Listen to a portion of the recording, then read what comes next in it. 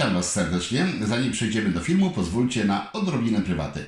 Jakiś czas temu popełniłem książkę na temat szynkowarów. Do dnia dzisiejszego rozeszła się już w ponad 15 000 egzemplarzy i wciąż jest na nią zapotrzebowanie. Wielkie podziękowania i ogromny to zaszczyt dla mnie, że takie zainteresowanie ta książka wzbudziła. Ośmielony tym pozwoliłem sobie popełnić jeszcze jedną. Jest to książka na temat serowarstwa. Nie napisałem jej samodzielnie, napisałem ją razem z moim przyjacielem z Bułgarii, Żelo.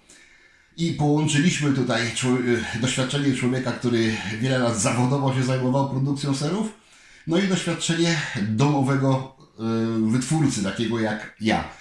Dzięki temu udało się na tyle uprościć wszelkie sposoby, procedury i podejście do serowarstwa, żeby można było wykonać to w domu jak najłatwiej, jak najprościej, jednocześnie zachowując cechy tego sera, czyli żeby on żeby można go było ciągle nazywać tą czy inną nazwą. W tej książce jest podstawowa wiedza i wiele przepisów z opisanym postępowaniem krok po kroku, jak to zrobić, żeby w domowych warunkach dobry, porządny ser wykonać. Zapraszam Was serdecznie. Książka już jest na sklepie naszym nomart.pl. Można ją zakupić.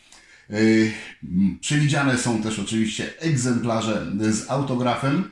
Niestety, w związku z tym, że jeden z autorów mieszka w Polsce, a drugi mieszka w Bułgarii, nie jestem w stanie zagwarantować obu autografów.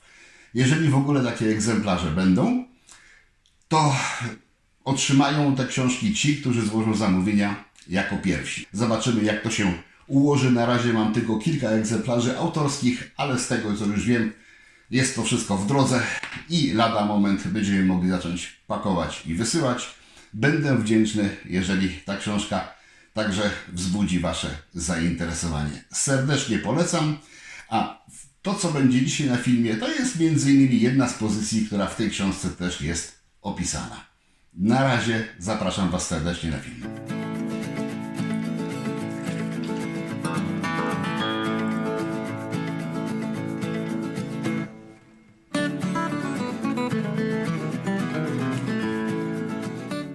No właśnie, serowarstwo to jest to tradycyjne serowarstwo typowe, znane nam wszystkim sery żółte, białe, bardzo takie określone, ale też i do tej linii serowarstwa zaliczyć można wiele produktów, no trochę odchodzących na prawo i na lewo.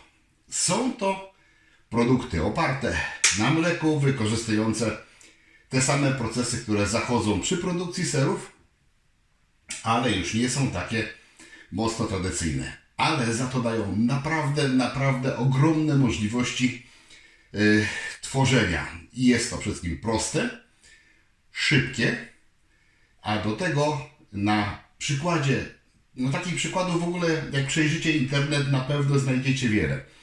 Ale ja wybrałem taki przykład, na bazie którego można zrobić serek taki, jaki ja wykonam.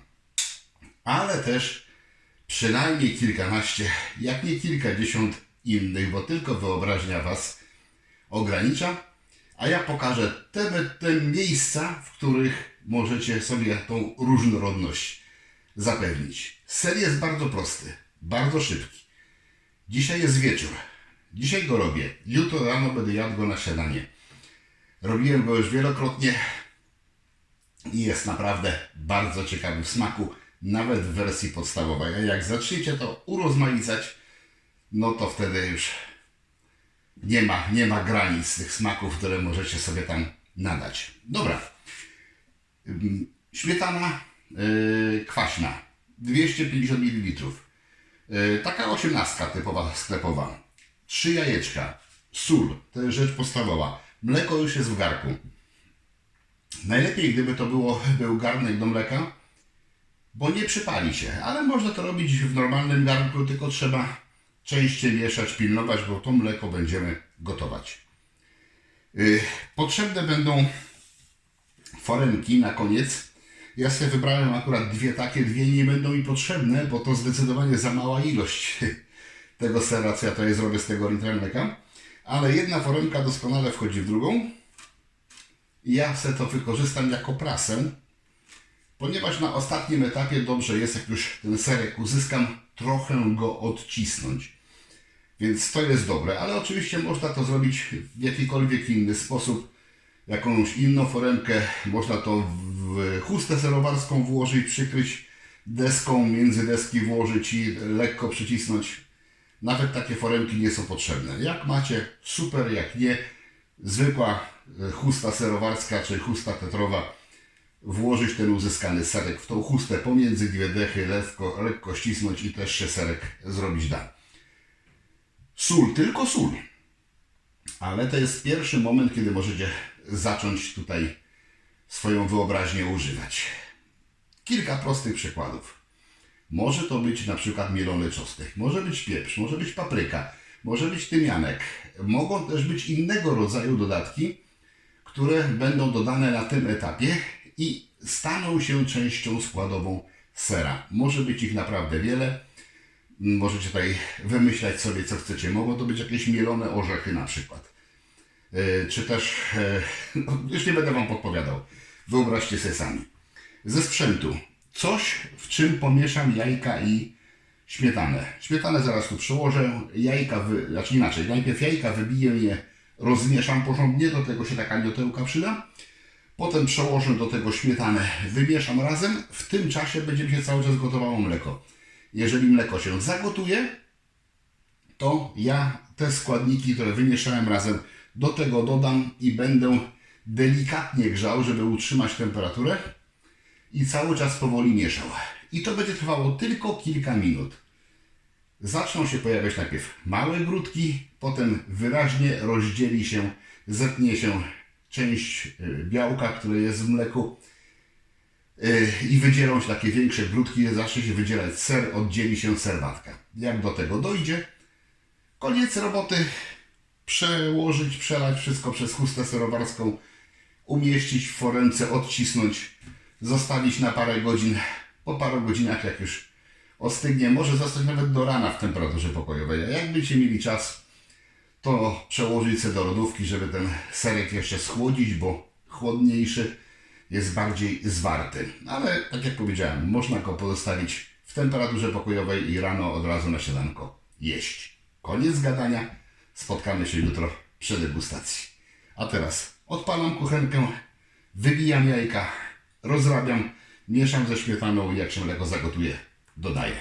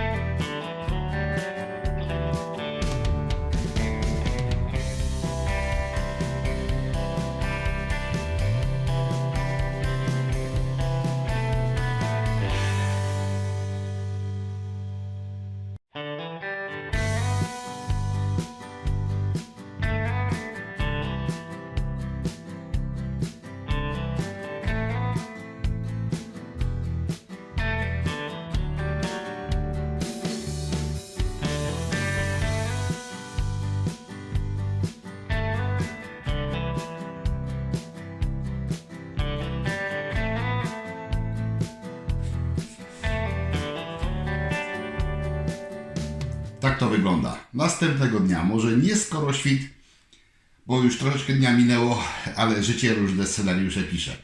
Czas spróbować.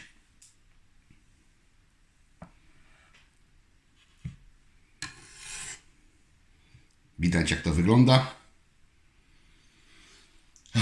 Wspaniały mleczno-jajeczny aromat. Bardzo delikatny serek. Można go uczynić bardziej zwartym albo mniej zwartym. Wszystko zależy od tego, jaki ciężar zostanie położony, żeby go sprasować. Pycha. Bardzo prosty smak, tylko sól. I połączenie właśnie śmietany, mleka, jajek i jeszcze tego, że mleko jest przetwarzane w wysokiej temperaturze, czyli ta nuta, jaka się trafia przy serach zwarowych. Połączenie tych wszystkich smaków jest tutaj naprawdę bardzo fajne.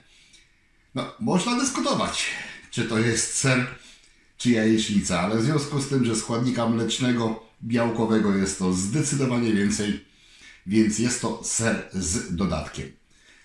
Obiecałem, przepraszam, że powiem jeszcze o innych metodach uatrakcyjniania. To właśnie na tym etapie teraz, bo oczywiście można taki plasterek położyć, tak jak ja tutaj na domowy chlebek. O, zaraz będzie dokrojony drugi kawałek i będę sobie smacznie zajadał. Ale dla wielbicieli połączeń wyrobów serowarskich z czymś słodkim, syrop klonowy, miód, jakaś konfitura, czy też posypka jakaś sucha, teraz to posypać czymkolwiek. No, ta prosta receptura daje możliwości naprawdę bardzo wiele modyfikowania na tym etapie, który robiłem wczoraj i naprawdę dużo możliwości modyfikowania na tym etapie, w którym się teraz znajduję. Ogromne pole do popisu i prędko nudy nie będzie. Także zachęcam do wykonywania tych bardziej klasycznych serów, tych mniej konwencjonalnych serów, bo wszystko jest dobre, pyszne, serowarstwo domowe jest naprawdę super. W ogóle wyroby domowe są super. Zapraszam na kolejne odcinki. Jak się podobało, poproszę o łapkę w górę i do zobaczenia. Na razie, hej!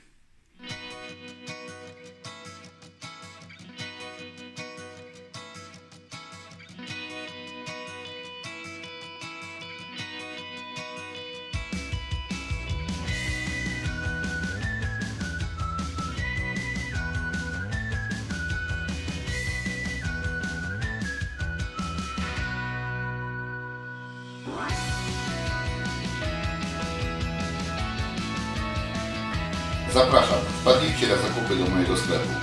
Znajdziecie tutaj takie rzeczy jak wędzarnie i generatory dymu, szynkowary, sprzęt dla winiarzy,